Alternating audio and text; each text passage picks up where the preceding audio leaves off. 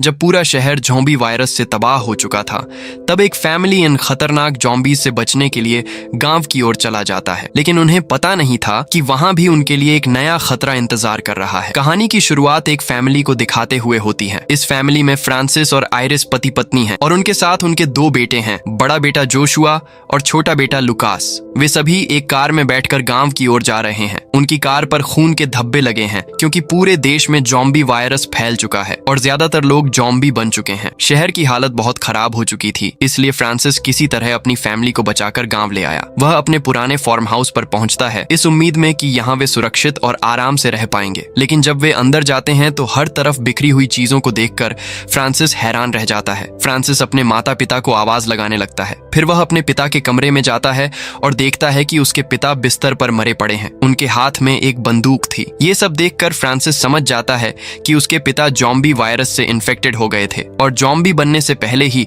उन्होंने खुद को खत्म कर लिया। वह अपने पिता की बंदूक उठा लेता है और उनके हाथ में पहनी घड़ी भी निकाल लेता है। जैसे ही वह कमरे से बाहर निकलता है, उसे किसी की आवाज सुनाई देती है। वह देखता है कि उसकी माँ एक भयानक शक्ल के साथ दीवार से सिर टकरा रही है और बस सॉरी कह रही है। उनका शरीर आधा कट चुका था, लेकिन फिर भी वह जिंदा थी। अचानक वह फ्रांसिस पर हमला करने के लिए आगे बढ़ती है। वह उसे काटने ही वाली होती है। फ्रांसिस तुरंत उसे गोली मार देता है। बाद में वह अपने माता पिता की डेड बॉडी को जमीन में दफना देता है और समझ जाता है कि अब यह वायरस गांव में भी फैल चुका है। अब उसे और ज्यादा सतर्क रहना होगा। इसके बाद फ्रांसिस का बड़ा बेटा जोशुआ उसके पास आता है और कहता है कि उन्हें स्टोर रूम में जाकर देखना चाहिए, शायद वहां से कुछ जरूरी सामान मिल जाए। फ्रांसिस और जोशुआ स्टोर रूम में जाते हैं और देखते हैं कि फार्म हाउस के केयर टेकर ने फांसी लगाकर आत्महत्या कर ली है। कुछ देर तक वे चुपचाप खड़े रहते हैं। फिर फ्रांसिस जोशुआ से कहता है कि वह केयर टेकर की कमर से चाबियों का गुच्छा निकाल लें। जोशुआ डरते हुए आगे बढ़ता है और जैसे ही वह चाबियों का गुच्छा निकालने के लिए जोर से खींचता है, केयर टेकर का बॉडी अचानक उसके ऊपर गिर जाता है। इससे वह बुरी तरह डर जाता है और भागकर बाहर चला जाता है। जोशुआ जब बाहर आकर खुद को संभाल रहा होता है, तभी आयरिस उसे इस हालत में देख लेती है और फ्रांसिस से पूछती है कि जोशुआ को क्या हुआ। फ्रांसिस उसे बताता है कि कुछ खास नहीं, बस एक लाश उसके ऊपर गिर गई थी। आयरिस गुस्से में कहती है कि जोशुआ से ऐसे काम मत करवाया करो, लेकिन फ्रांसिस कहता है अगर हमें यहाँ जिंदा रहना है तो यह सब सीखना ही पड़ेगा, वरना हम ज्यादा दिन नहीं टिक पाएंगे। इसके बाद वह अपने छोटे बेटे लुकास को गन्ने का एक टुकड़ा खाने के लिए देता है। लुकास को खाते हुए देखकर फ्रांसिस खुश हो जाता है। यहाँ हम देखते हैं कि फ्रांसिस अपने बड़े बेटे से ज्यादा अपने छोटे बेटे का ख्याल रखता है। इसके बाद फ्रांसिस को लेकर बेसमेंट के कमरे में जाती है। इस कमरे को देखते ही फ्रांसिस थोड़ा घबरा जाता है और अपने बचपन की यादों में खो जाता है। उसके पिता उसे इसी कमरे में लाकर सजा दिया करते थे। रात होते ही पूरा परिवार एक साथ खाने के लिए बैठता है। तभी जोशुआ को एक रेडियो मिल जाता है। वह उसे चालू करने की कोशिश करने लगता है, लेकिन यह बात उसके पिता यानी फ्रांसिस को बिल्कुल पसंद नहीं आती। फ्रांसिस उसे रोकते हुए कहता है कि पहले खाना खा लो, फिर यह सब करना। तब जोशुआ बताता है कि उसकी गर्लफ्रेंड एलिस ने उसे मैसेज किया है। वह अपने परिवार के साथ उत्तर की पहाड़ियों की तरफ जा रही है, जहां सरकार ने कैंप बनाया है। फ्रांसिस यह सुनते ही कहता है कि वह किसी कैंप में नहीं जाने वाले। उसे लगता है कि वहां लोगों को जानवरों की तरह ठूंस ठूंस कर रखा जाएगा और खाने के लिए भी संघर्ष करना पड़ेगा। इसीलिए वह सबको साफ कह देता है कि वे यहीं रहेंगे और कहीं नहीं जाएंगे। लेकिन उसकी यह बात आयरिस को बिल्कुल पसंद नहीं आती, क्योंकि वह भी यहाँ नहीं रहना चाहती। रात में आयरिस फ्रांसिस से कहती है कि वह जोशुआ से इतनी सख्ती से बात ना करें, क्योंकि अब वह बड़ा हो चुका है। रात को सोते समय फ्रांसिस एक भयानक सपना देखता है, जिसमें उसके पिता एक डरावनी शक्ल में नजर आते हैं। वह डर के मारे जाग जाता है और घबराकर आयरिस को कसकर पकड़ लेता है। सुबह जब वे इस बारे में बात करते हैं तो आयरिस साफ कहती है कि उसे यहाँ रहना बिल्कुल पसंद नहीं है। फ्रांसिस के बुरे सपने और आयरिस की जिद के चलते वह मजबूरी में अपने परिवार के साथ पहाड़ी के कैंप की तरफ जाने के लिए तैयार हो जाता है। वे एक वैन में बैठकर सफर शुरू करते हैं। आगे बढ़ते ही वे देखते हैं कि एक पुल पर कई गाड़ियां रुकी हुई हैं और रास्ता बैरिकेड से बंद किया गया है। ये देखकर फ्रांसिस कहता है कि उन्हें वापस फार्म हाउस लौट जाना चाहिए, लेकिन आयरिस जिद करती है कि रास्ते का एक हिस्सा खुला हुआ है। वह बिना कुछ सोचे समझे गाड़ी से उतरती है और बैरिकेड हटाने की कोशिश करने लगती है, लेकिन वह उसे हिला भी नहीं पाती। तभी अचानक एक ज़ॉम्बी उसके सामने आ जाता है। आयरिस घबराकर भागने लगती है। तभी फ्रांसिस गाड़ी से उतरकर ज़ॉम्बी को गोली मारकर उसे बचा लेता है, लेकिन गोलियों की आवाज सुनकर और भी ज़ॉम्बी वहां आ जाते हैं और वे सीधा बच्चों को बैठे हुए देखकर गाड़ी पर हमला कर देते हैं। कोई रास्ता ना देखकर फ्रांसिस चालाकी से ज़ॉम्बी का ध्यान अपनी तरफ खींचता है। ज़ॉम्बी लगभग उसे पकड़ ही लेते हैं, लेकिन किसी तरह वह खुद को छुड़ाकर एक ग्रेनेड उनकी तरफ फेंक देता है। तेज धमाके के साथ जॉम्बी खत्म हो जाते हैं और उनका परिवार बच जाता है। लेकिन इस बीच उनकी गाड़ी स्टार्ट नहीं होती। अब उनके पास कोई और रास्ता नहीं बचता, इसलिए वे पैदल ही फार्म हाउस की ओर निकल पड़ते हैं। घर लौटने के बाद फ्रांसिस आयरिस से साफ कहता है कि अब से सब कुछ उसके हिसाब से चलेगा। अगली सुबह फ्रांसिस अकेले ही अपनी गाड़ी लाने के लिए पुल की तरफ जाता है। जैसे ही वह गाड़ी में बैठकर उसे स्टार्ट करता है, उसके दिमाग में एक ख्याल आता है, अगर उनके पास गाड़ी होगी तो उसकी पत्नी दोबारा यहाँ से जाने का सोच सकती है। यही सोचकर वह गाड़ी वहीं छोड़ देता है और वापस फार्म हाउस आ जाता है। जब आयरिस उसे गाड़ी के बारे में पूछती है तो वह झूठ बोलता है कि गाड़ी स्टार्ट ही नहीं हो रही थी। रात में वह घर की लाइट्स और ऐसी ठीक करता है और फिर बच्चों के साथ मस्ती करने लगता है। वे हंसते गाते झूम रहे होते हैं और दूर खड़ी आयरिस यह सब देख रही होती है। वह सोचने लगती है कि फ्रांसिस इस जगह को अपना घर मान चुका है और यही रहना चाहता है। थोड़ी देर बाद जोशुआ और लुकास मिलकर पुरानी फोटो एल्बम देखने लगते हैं। एक तस्वीर में वे अपने पिता फ्रांसिस और चाचा डिएगो को देखते हैं। लुकास तब कहता है कि जोशुआ बिल्कुल डिएगो चाचा जैसा दिखता है। ये सुनकर जोशुआ सोच में पड़ जाता है। उसके दिमाग में ये सवाल उठता है कि आखिर उसके माता पिता के बीच इतनी टकरार क्यों रहती है। उसे धीरे धीरे एहसास होने लगता है कि उसका असली पिता फ्रांसिस नहीं बल्कि डिएगो था और यही वजह थी कि फ्रांसिस हमेशा लुकास को ज्यादा प्यार करता था। इस बात का ख्याल आते ही जोशुआ के मन में शक और गहरा हो जाता है। अगली सुबह जब फ्रांसिस नींद से जागता है तो वह आयरिस से माफी मांगता है। वह एक्सेप्ट करता है कि अब तक जो कुछ भी हुआ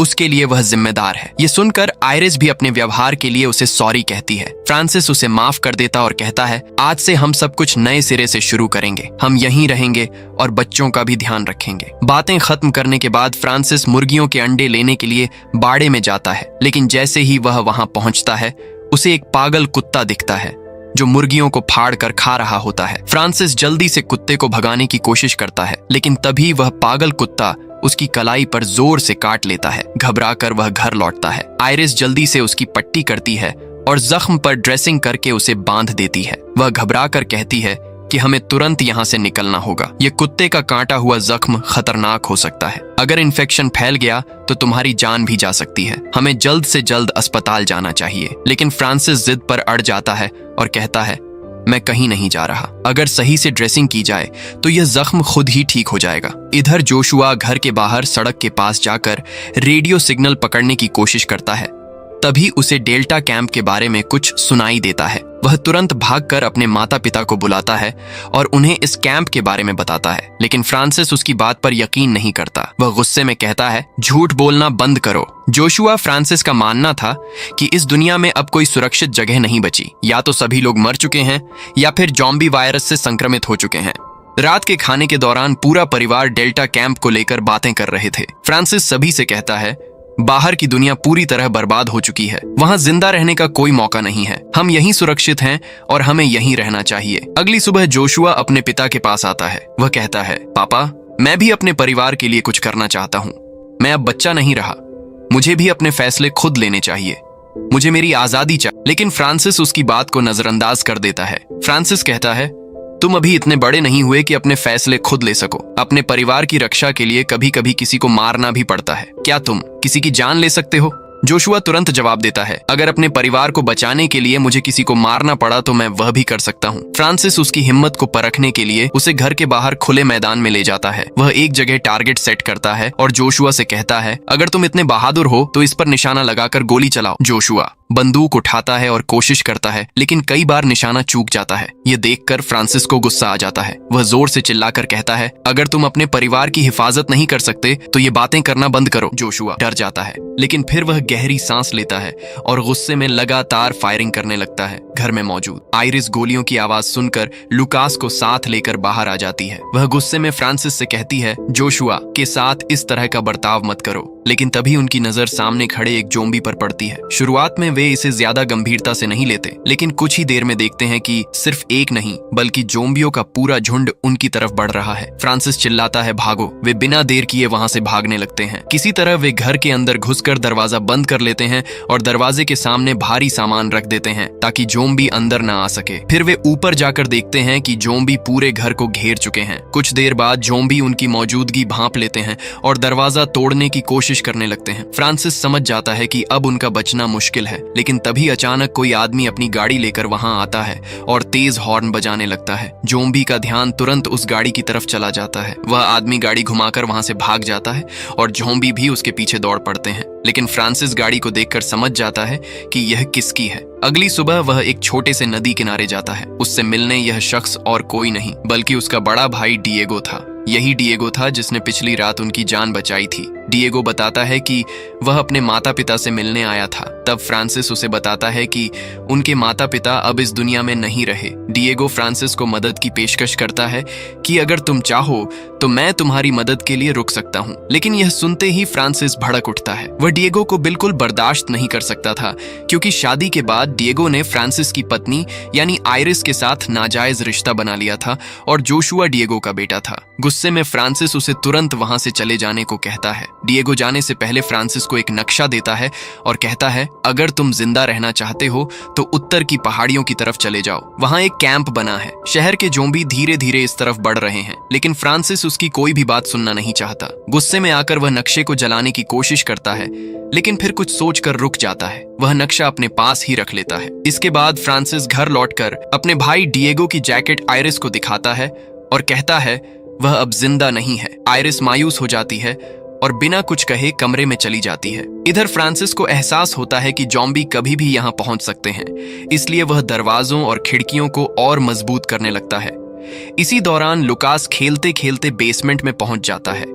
वहां खिड़की से बाहर झांकते ही वह डर के मारे जोर से चीख पड़ता है। आयरिस तुरंत वहां पहुंचती है और देखती है कि एक बूढ़ा जोम्बी बाहर से खिड़की की तरफ झांक रहा था। वह लुकास को समझने लगती है कि यह जोम्बी कमजोर है और ज्यादा खतरा नहीं है। फ्रांसिस ये सब छिपकर सुन रहा होता है। वह चुपचाप उसे जोम्बी का पीछा करता है और उसे मारकर उसका सर काट देता है। घर लौटने के बाद वह सभी को इकट्ठा कर कहता है कि बाहर अब भी खतरनाक जोम्बी मौजूद हैं और हमें फार्म हाउस में ही रहना होगा, क्योंकि यहीं पर हम सबसे ज्यादा सुरक्षित हैं। आयरिस को समझ आता है कि फ्रांसिस उससे झूठ बोल रहा है। बाद में जब फ्रांसिस नहाने के लिए जाता है तो जोशुआ उसके कमरे में जाकर वह नक्शा देख लेता है जो डिएगो ने उसे दिया था। थोड़ी देर बाद फ्रांसिस बाहर आता है और जोशुआ को वहां से जाने के लिए कहता है। रात होते ही फ्रांसिस क्रिसमस सेलिब्रेट करने की तैयारी करने लगता है। सब उसे टोकते हैं कि अभी तो सितंबर है, इस महीने में क्रिसमस कैसे हो सकता है। फ्रांसिस कहता है कि उनके लिए आज क्रिसमस है। यह देखकर साफ पता चलता है कि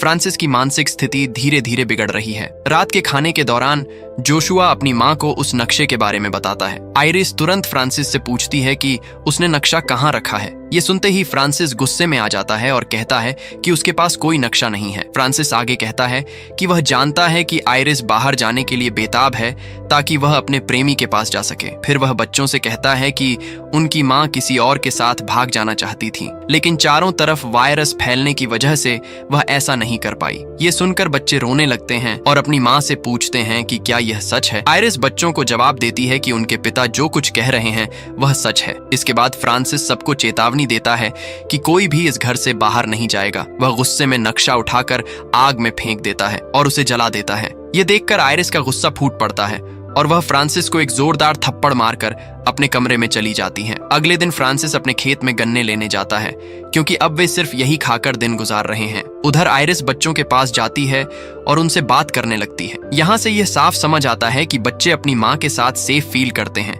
क्योंकि उनका पिता फ्रांसिस धीरे धीरे मानसिक रूप से असंतुलित होता जा रहा है और सबके साथ अजीब बर्ताव कर रहा है। शाम को जब फ्रांसिस घर लौटता है तो वह अपने साथ एक बड़ा बोर्ड लेकर आता है और उसे घर के दरवाजे के सामने लगा देता है। इसके बाद वह सभी को इकट्ठा करके कहता है कि अब से कोई भी घर के बाहर नहीं जाएगा, क्योंकि उसने कुछ जॉम्बी बाहर घूमते हुए देखे हैं। वह बताता है कि वे जॉम्बी बेहद खतरनाक हैं और अगर किसी ने भी बाहर जाने की कोशिश की तो वे हमला कर देंगे। ये सुनकर जोशुआ कहता है कि उसके पिता यह सब सिर्फ इसीलिए बता रहे हैं ताकि कोई बाहर ना जाए, जबकि बाहर जाने से कोई खतरा नहीं है। जोशुआ की ये बात सुनकर फ्रांसिस को गुस्सा आ जाता है। वह गुस्से में जोशुआ को जोरदार थप्पड़ मार देता और यहाँ तक कि उसे नाजायज औलाद कहकर गाली देने लगता है। तभी अचानक उनके दरवाजे पर किसी के दस्तक देने की आवाज आती है। दरवाजे के दूसरी तरफ से एक सैनिक उनकी मदद की गुहार लगा रहा था। वह चाहता था कि उसे उनके साथ घर में रहने दी जाए। फ्रांसिस उसे अंदर लेने के लिए तैयार नहीं था और गुस्से में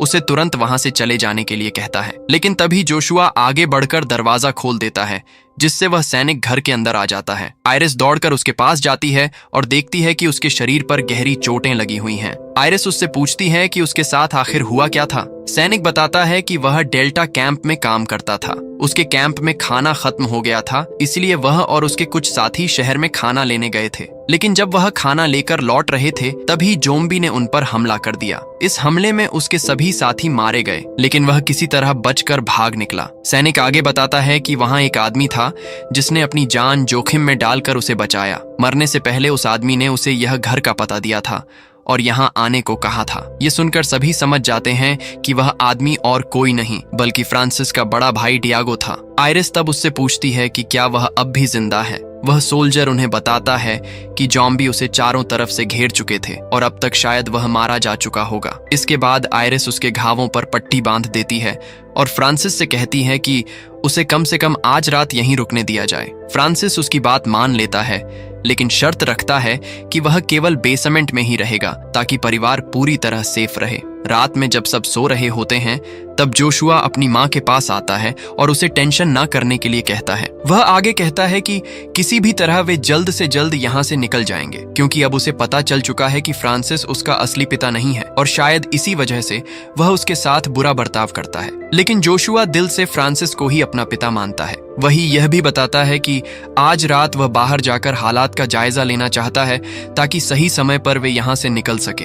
आयरिस उसे परमिशन दे देती है और फिर जोशुआ बाहर निकल जाता है। अगली सुबह जब सभी नाश्ता कर रहे होते हैं, तभी फ्रांसिस वहां आता है। वो देखता है कि जोशुआ वहां नहीं है, तो वह आयरिस से पूछता है कि वह कहां गया, लेकिन आयरिस कोई जवाब नहीं देती। तभी फ्रांसिस की नजर दरवाजे पर पड़ती है जो खुला होता है। वह तुरंत समझ जाता है कि जोशुआ घर से भाग गया है। यह देखकर उसका गुस्सा इतना बढ़ जाता है कि वह हाथ में हथौड़ा उठाकर उस सोल्जर के सर पर मार देता है, जिससे वह मौके पर ही मर जाता है। यह देखकर आयरिस और लुकास डर से कांप उठते हैं। फिर फ्रांसिस गुस्से में आयरिस के पास जाता है और उसे जोर से धक्का देता है, जिससे वह बेहोश हो जाती है। जब आयरिस को होश आता है तो वह खुद को और लुकास को बेसमेंट में बंद पाती है। दूसरी ओर फ्रांसिस घर के बाहर उस कुत्ते को देखता है जिसने पहले उसे काटा था। इस बार वह उसे देखकर अपना गुस्सा काबू में नहीं कर पाता और बाहर जाकर बेरहमी से उसकी हत्या कर देता है। लेकिन उसका पागलपन यहीं खत्म नहीं होता। उसकी मानसिक स्थिति इतनी बिगड़ चुकी होती है कि वह कुत्ते का मांस पकाकर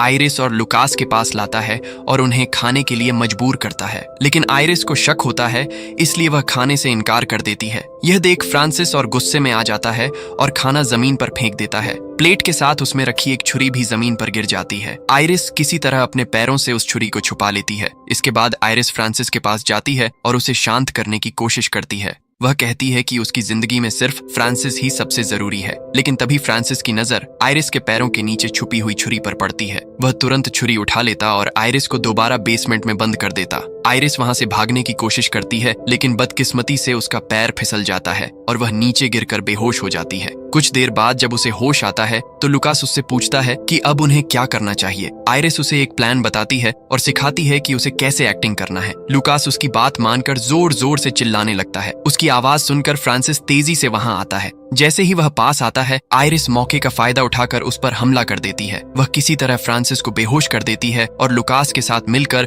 उसे बेसमेंट में बंद कर देती है। बेसमेंट में बंद होने के बाद फ्रांसिस को अपने बचपन की भयानक यादें आने लगती हैं। दूसरी ओर आयरिस जरूरी सामान लेकर वहां से भागने की कोशिश करती है, लेकिन तभी वह दरवाजे पर डिएगो को देखती है जो अब एक ज़ॉम्बी बन चुका होता है। आयरिस तेजी से लुकास को पकड़कर घर के अंदर वापस भागती है और दरवाजा बंद करने की कोशिश करती है, लेकिन तब तक डिएगो अंदर आ जाता है। वह लुकास पर हमला कर देता है। अपने बेटे को बचाने के लिए आयरिस ज़ॉम्बी को रोकने की कोशिश करती है, लेकिन वह उस पर भी हमला कर देता है। इसी बीच बेसमेंट में बंद फ्रांसिस उनकी चीखें सुन लेता है। वह पूरी ताकत लगाकर दरवाजा तोड़ता है और ऊपर आ जाता है। फिर वह तुरंत डिएगो पर हमला करता है और छुरी से उसे मार डालता है। इसके बाद फ्रांसिस आयरिस के पास जाता है और गुस्से में उससे पूछता है कि उसने उसके साथ ऐसा क्यों किया, लेकिन तभी लुकास उनके सामने आ जाता है। वे देखते हैं कि ज़ॉम्बी ने लुकास को काट लिया है। ये देखकर आयरिस और फ्रांसिस बुरी तरह से घबरा जाते हैं। फ्रांसिस ये सब देखकर सदमे में आ जाता है और तुरंत शांत हो जाता है। अब उसका सारा गुस्सा खत्म हो चुका था। वह आयरिस से हाथ जोड़कर विनती करता है कि किसी भी हालत में उनके बेटे को बचा लिया जाए। आयरिस के पास कोई और रास्ता नहीं बचा, इसलिए वह हिम्मत जुटाकर लुकास का इन्फेक्टेड हाथ काट देती है। फिर वह तुरंत उसकी चोट पर पट्टी बांध देती है। अपने बेटे की ये हालत देखकर फ्रांसिस अंदर से टूट जाता है। आयरिस घबराते हुए फ्रांसिस से कहती है कि उसे तुरंत एक गाड़ी लेकर आनी होगी ताकि वे लुकास को डॉक्टर के पास ले जा सकें। उसकी बात सुनकर फ्रांसिस गाड़ी लेने के लिए तुरंत निकल पड़ता है। वह उस पुल पर पहुंचता है जहां उनकी गाड़ी खड़ी थी। जैसे ही वह गाड़ी के पास पहुंचता है, अचानक जोशुआ वहां आ जाता है। जोशुआ फ्रांसिस को खून से सना हुआ देखकर घबरा जाता है। उसके दिमाग में यह ख्याल आता है कि शायद फ्रांसिस ने उसकी मां को मार दिया है। गुस्से से बिना कुछ सोचे समझे वह फ्रांसिस पर गोली चला देता है, लेकिन जब वह उसके पास जाता है तो उसे सच्चाई का पता चलता है। उसकी मां सेफ है, लेकिन लुकास की हालत गंभीर होती जा रही है। फ्रांसिस जल्दी से जोशुआ से कहता है कि वह गाड़ी लेकर तुरंत घर जाए ताकि लुकास को बचाया जा सके। फ्रांसिस अपने गुस्से और सख्त रवैये के बावजूद अपने बेटों से बेहद प्यार करता था। इसके बाद जोशुआ कार लेकर घर की ओर निकल पड़ता है। दूसरी तरफ आयरिस बेसब्री से गाड़ी के आने का इंतजार कर रही होती है। तभी बाहर से एक गाड़ी के आने की आवाज सुनाई देती है और इसी रहस्यमयी मोड़ पर फिल्म खत्म हो जाती है।